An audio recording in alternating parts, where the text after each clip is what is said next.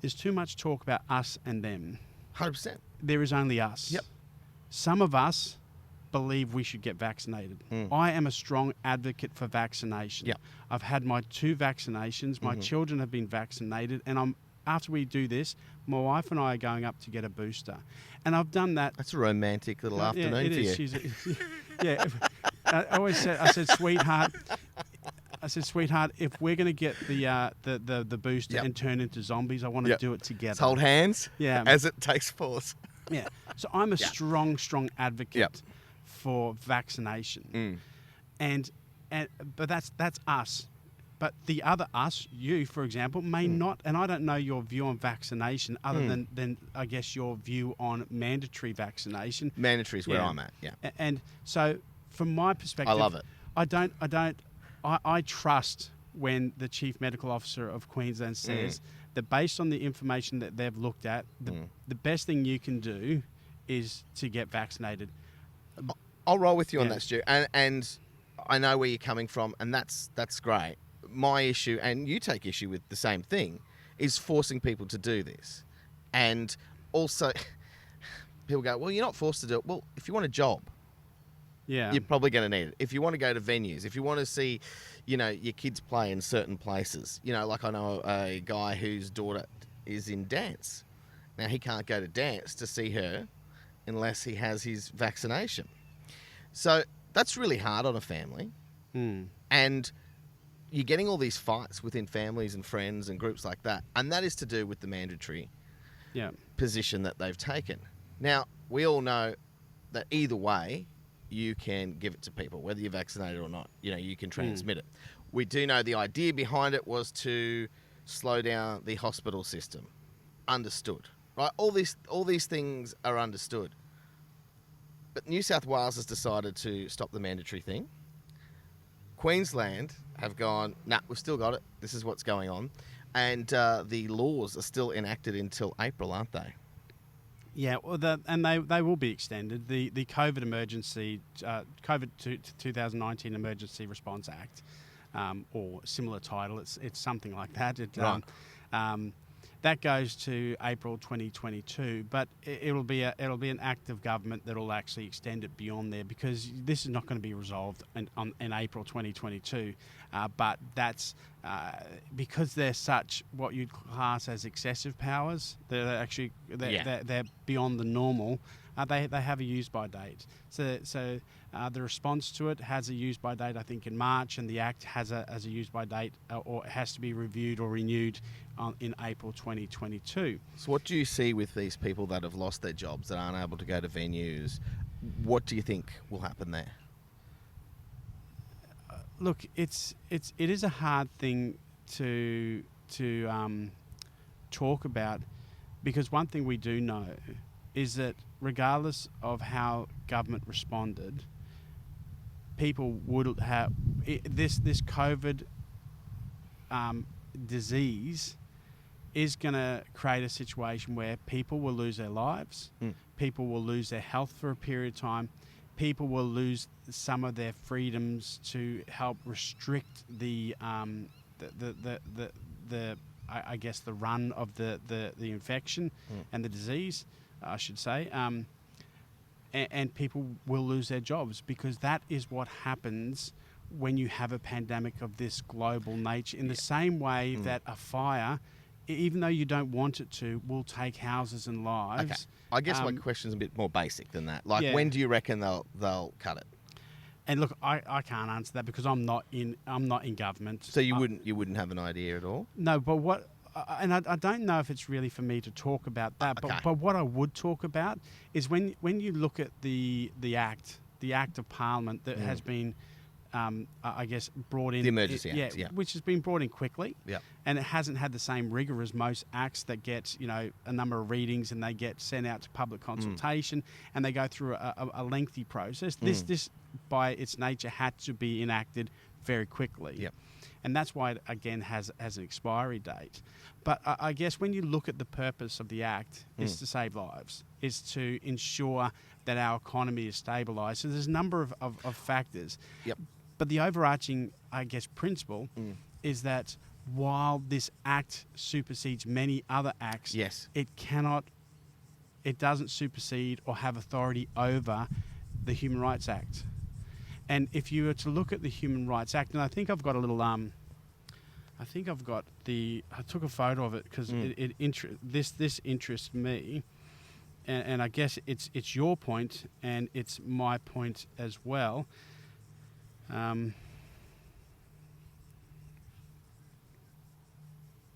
So if we look at what the COVID legislation doesn't stop or doesn't have authority over, and you look at the principles of the Human Rights Act, it says that the inherent it recognises the inherent dignity and worth of all human beings, the equal and inalienable human rights of all human beings, and that human rights are essential in a democratic and inclusive society that respects the rule of law.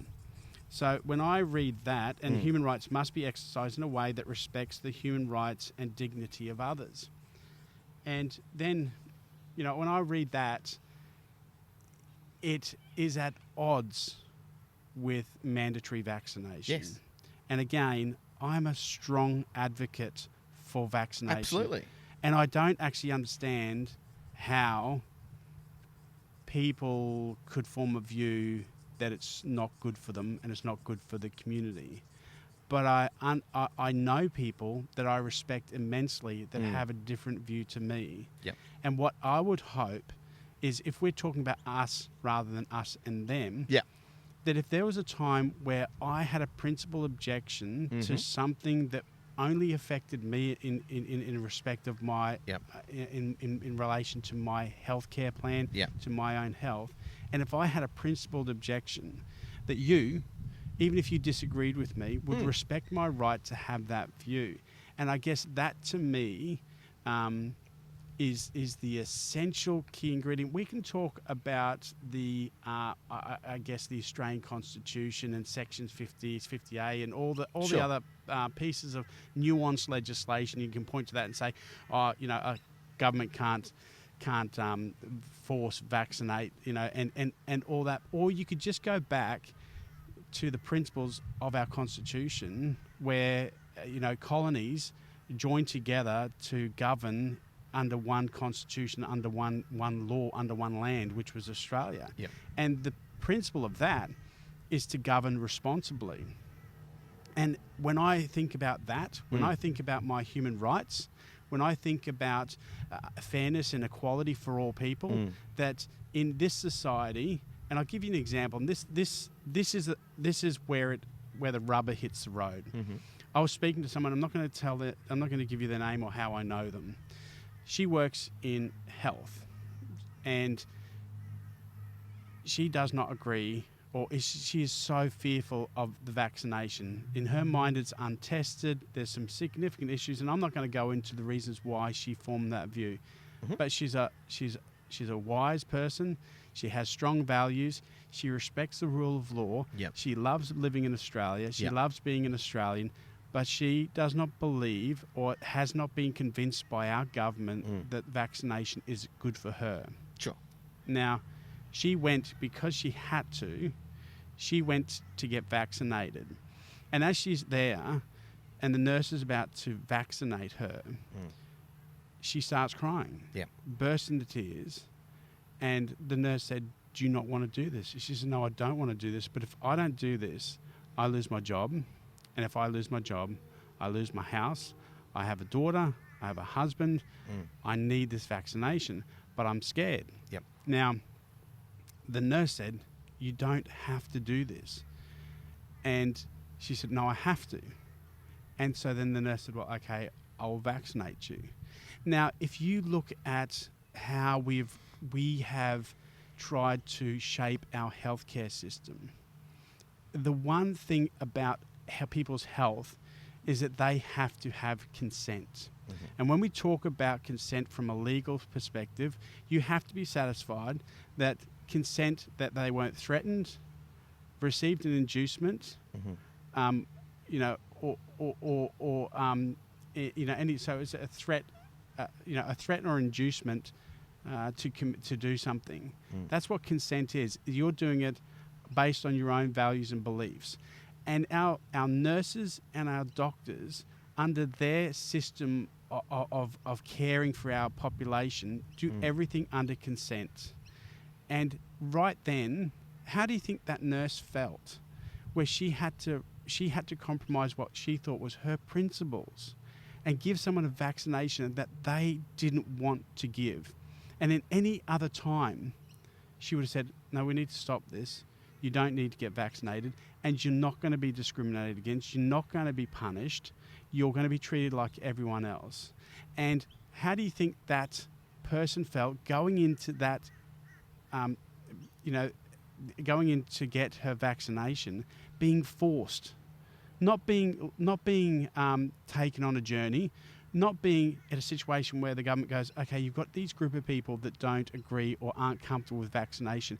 How can we move them from being against it to move them to being for it? How can we turn them into advocates for it? What information do we have to give? Or is it easier just to mandate and legislate? And that's where the risk is at the moment we start doing that, we start forcing people to do things they don't want to for the greater good, then that becomes very slippery slope, and it becomes very easy for our governments to enact legislation later on that maybe isn't for the same level of greater good or greater community good, but it's easier than governing people, leading people, and educating people on the way to do things. So while I truly believe that our healthcare system is better off with vaccinations and boosters and the response is right, I do not believe that a person should be forced to, and they're saying it's not forced, it is, a person should be forced to have something injected into them that they don't want to. A person in Australia can decide whether they're resuscitated or not. They can sign a form saying do not resuscitate. Yep. And a doctor and a nurse have to respect that, even if they don't agree with it. Yet in the same state, a person who isn't an advocate for vaccination is effectively, through the potential of losing their home, losing their job, losing their livelihood, losing their socialisation, is effectively forced to be vaccinated. And for me, what that does is it creates the worst environment of any community, which is the us and them. And we've got to move from that to just us. And I really hope that this chapter in Queensland's law, Queensland's politics, changes, and we never see it again. And the stigma that goes around people that haven't had the vaccination was pushed by government officials. There was a big push. If you listen to some of the language that was used when they talk about people that are being unvaccinated, not being safe, and all these sorts of things, that's come out later on. Hang on, people can still give it to you even if they've had the vaccination. You know, there was the unclean, right? That was a thing, and Anastasia was pushing that. Yeah, and look, again, I don't want to get into the motivations of governments, but what I would say is that as a rational, what I call myself as a critical thinker, and I think that every population, the healthy populations, have critical thinkers in their populations. They don't have sheep. Yeah. They have people that will actually challenge governments, and once they're satisfied with the answer, they move on. The way society works is that our laws are there to serve our people. Our people aren't there to serve our laws. And that is a really important part of it. And the only way you can effectively mitigate and deal with, I guess, arduous laws is through an election cycle. You vote based on the things you agree with and the things you disagree with. If during the election cycle you disagree with the government, you write letters, you make phone calls to representatives. How many people in our community have written a letter to our state member here in Hervey Bay? How many people have rung him and made him accountable for the state government's decisions? I would suggest not many. A lot of people will get on Facebook and complain and be angry about it, and they're justified to do it. But if you want to affect change, and there's a really great book called Soul of a Citizen, you've got to be an active participant. You've got to be an active participant in your democracy, or your democracy will change in a way that you don't like. So they did some research in the US, and they actually discovered that legislation can be changed in the US, which is significantly larger than Australia. If 7 people wrote to a congressman or a congresswoman, they proved that could change their view on a matter of legislation and affect how they change it. Because I can tell you now, I worked in politics, 7 people contacting you is a lot. So would you think that would be the same for Australia? Absolutely, because that's how our system of government works. If people send messages to their representative, the person who represents them, you've got to remember that person represents our community. That's what they're there for. Their job, and if it is to serve our community. They can make decisions based on their convictions, but they also have to listen. And it's hard to listen if your community's not talking in the channel that you can hear them. So what I would encourage people to do is, if you have an issue, issue, you contact your state member. It's good for people to know. Yeah, and then if one person does it, there's, what is it, Alice's Restaurant, they're talking about, the draft, and if one person calls, they'll think he's a weirdo. If 2 people call, they'll think it's coming a trend. If 3 or 4 people do it, it becomes a movement. Okay. And governments are uncomfortable with movements, and that's what makes governments move. You need to contact your local representatives, and you need to advocate for us. This is not an anti-vax issue. This is the right for people to make an informed decision on their own health, and not be, forced to act outside their own values and beliefs.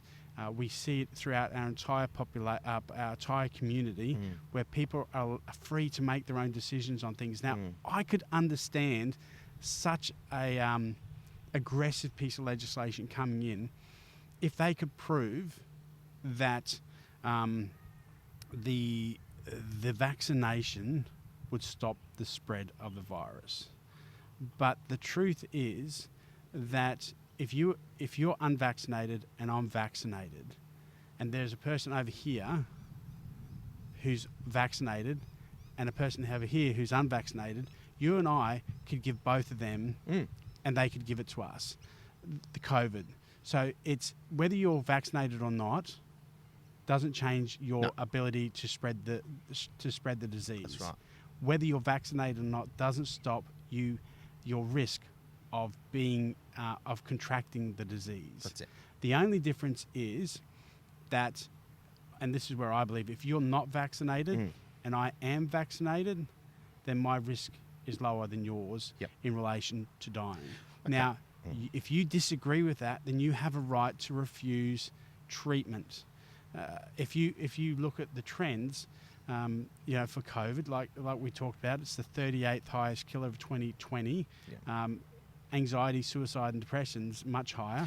And treatment has hardly been talked about at all, because they've kind of said this is our only way out with the vaccine. And yes, it's a good way out, but it's not the only way. And treatment has been suppressed. When we talk about things like ivermectin and monoclonal antibodies, there's also, do you remember when you'd go to a chemist, they'd have these things for travelling, and it was like a nasal spray that you'd use, and you'd get it through your nose and spit it out your mouth, and they'd use it for travel. They were using this before COVID. Yeah. Well, they're finding in other parts of the world, in poorer parts of the world, that people have been using that and clearing out their internals, and it has been helping them clear the COVID. Yeah, and that may be the case. I don't have a view on that. And what I would say these treatments should be looked at. Also, vitamin D and vitamin C. So write to your representative and ask for these things to be looked at. My personal view is that when I look for a single source of truth, because I've been brought up in disaster management through policing, and also through my role as in the disaster management coordination centre here in the Fraser Coast, is that I go to a single source of truth. So I trust the source of truth that is Queensland Health, and I get my information from there. And if I have any queries or any concerns, I will speak directly to my doctor. And that's how I believe we should handle. I don't go to Facebook for it. I don't go to the pub for it. I don't seek advice on any of those issues, and I would never give anyone advice on how to treat COVID because I don't know. I'm not a medical person. But what I can tell you is I understand community, and I understand the community fear that's generated from this, and I also understand when you're making legislation, you have to take the people with you. Yep. And if you don't, that's where revolutions start. That's where revolt starts. That's where it goes wrong. Where political groups like Freedom become powerful because they are playing into fear that in many respects right now is justified by people who truly don't believe they should get vaccinated. And I know a lot of people that aren't vaccinated, they don't believe they should get vaccinated, and they are in every other aspect of life people that I would go and get advice from. So if these rational and reasonable people are making a different view, having a different view than mine, then I have to be able to respect that. And here's another point. You've been in community radio or been part of the community in radio and presenting for a very long time. 15 years, is it? Is that?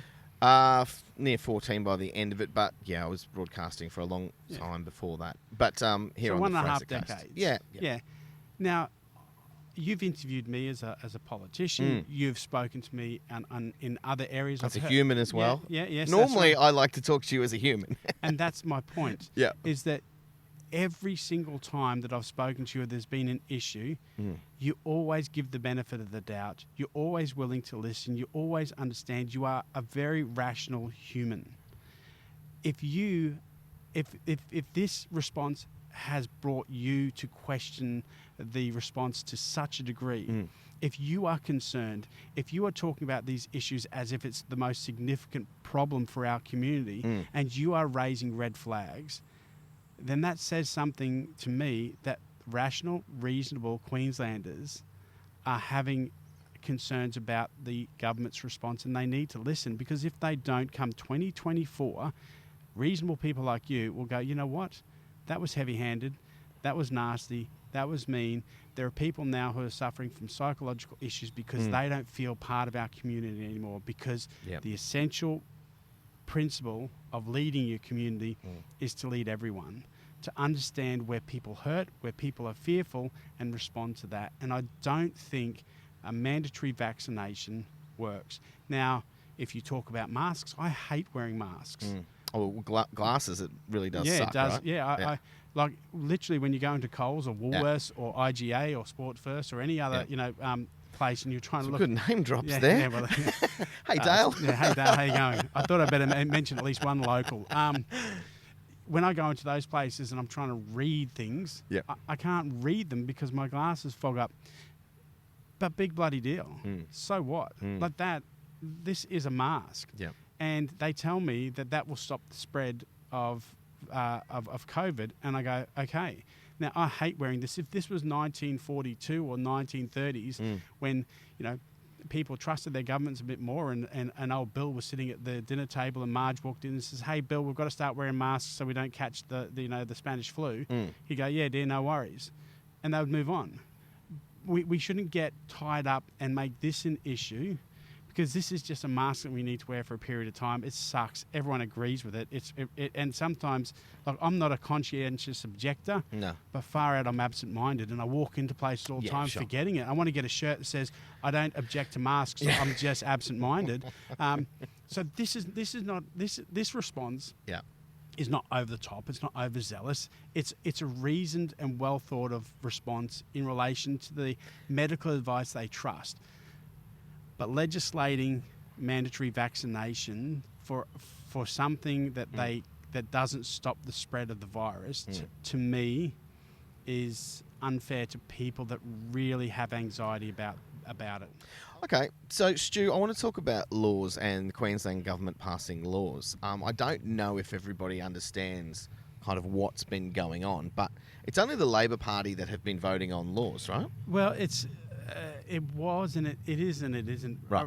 At the moment, it's the Act. So the Act is actually... So they've actually had an Act. So I would assume when you look at legislation, an Act goes through Parliament, which means it's both sides of government. Both sides, it's the opposition and government that vote on it. Yeah. and it's read as a bill and then passed as an act. That's how acts work. Now, the act is the piece of law, and the regulation sits underneath that. It's called the subordinate legislation. So you could have the Police Powers and Responsibilities Act, which says these are the laws that govern how police act in the community. Their search and seizure powers, and then you have the regulations which explain how they go about doing the process. So what you have is an act that's determined by an act of Parliament, and a regulation that is determined by the government of the day. So it doesn't have the same rigour, but it has to abide by and live up to the expectations of that act. Of course. I think when you see acts like this and regulations that sit under that, and then directions and directives by the state government, they don't have that same rigour, and that's where I think the issues are. Is that we seem to have a lot of a lot of responses that I don't think they go back to the act every time and make sure, are we complying with this act? Are we complying with the COVID Emergency Response Act? Are we complying with the Human Rights Act? Are we in line with our Queensland Constitution, our Australian Constitution? Because I think that's when you're determining these things. I think that's an important part of governance. I think that every time you act for your community, you should do it dispassionately. It should be very objective. If it fits with the legislation, then you should do it. If it doesn't, you've got two choices: don't do it, or change your legislation. And I'm not sure. And it's probably because of the nature of this having to respond so quickly. I'm not sure that's always the case, and I certainly don't think mandatory vaccination fits in with that. So, when you've got a government doing this, what's the opposition doing? Well, that's a really interesting point, isn't it? Because you would assume that they've learnt from their previous mistakes, that if you're too critical of the government of the day, and you don't listen to the heartbeat of the community at the same time, and you're not in sync with that heartbeat of your community, then the opposition will never win an election. And that's what their goal is, to go from opposition to government. And in my humble view, what I see the opposition doing right at the moment, the state and the federal, is that they're not placing any bets until the horses are in the stalls. And effectively what that means is that they can't really make criticism of the government decisions, or they can't be in favour of supporting them, because they're not sure where the community is going to land and where the pendulum's swinging. Right now, probably a couple of months ago, the pendulum really swung: close the borders, get vaccinated. The majority in the state government would have done a lot of polling to see where the community was in relation to that, and then they would have responded that way. An opposition has to think about 2024 and how to respond in that regard. So they're trying to anticipate where that pendulum's going to be. Now, I think that probably the pendulum's going to be population angry about aggressive legislation, responses that they don't necessarily agree with. So I think you'll see and this is the very cynical version of me, you'll probably see a government or an opposition that will wait. It'll wait to load its guns and fire closer to the election once they know what their own view will have to be and how they're going to land on it. Are there any restrictions on them with the emergency laws in place of them being critical of the government? No. There's no legal restrictions? No. In fact, there's no...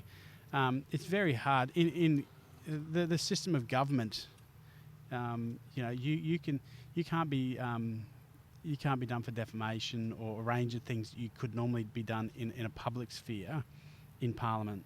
So any member of Parliament could get up and be very condemning if they wanted to be, or very supportive, and there's no real...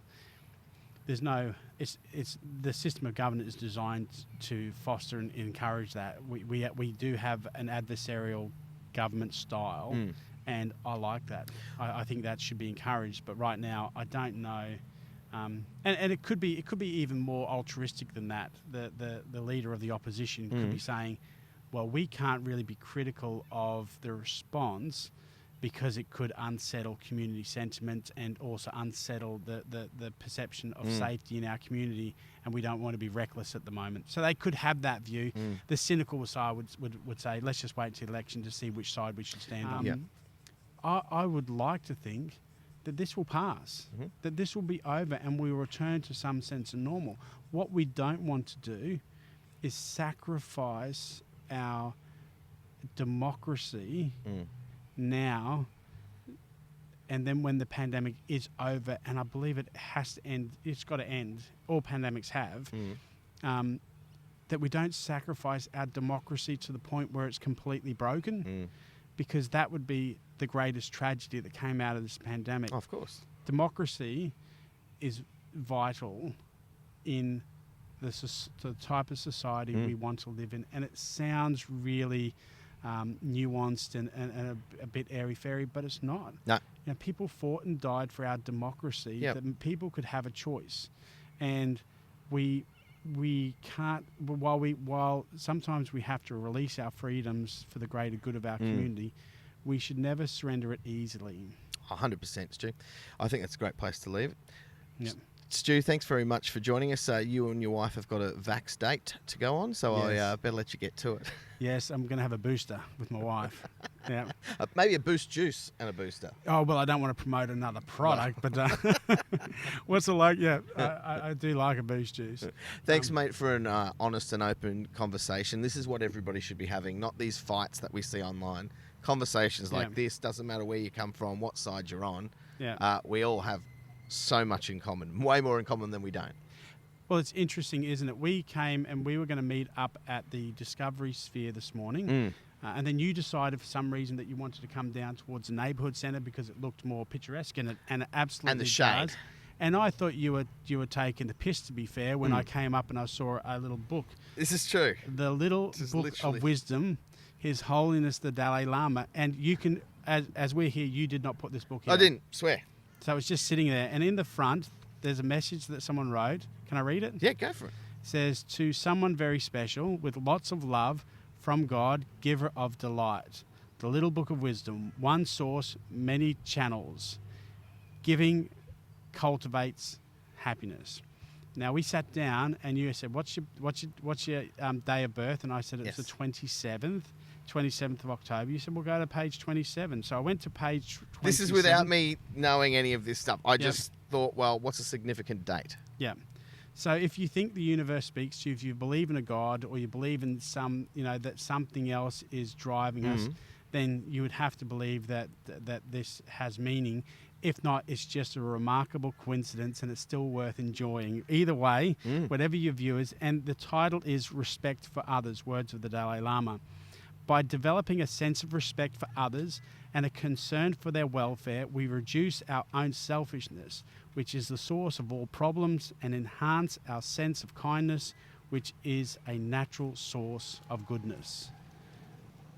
Now, imagine if our legislation was about respect for others, respect of others. Imagine if my response to you was predicated on respect for you, and your response to me was predicated on respect for me, and that I could respect your right, or my brother-in-law's right. I respect his right not to be vaccinated, but I also expect him to respect my right. Sure. And that is a great community. If we live in that type of community, that's the one I want to be part of. That's the one I want to fight for. That's the one I want to protect with every sinew of my body. Yeah. Because that is a community that will flourish and grow. Agree, mate. Thank you very much, Stu. Thank you.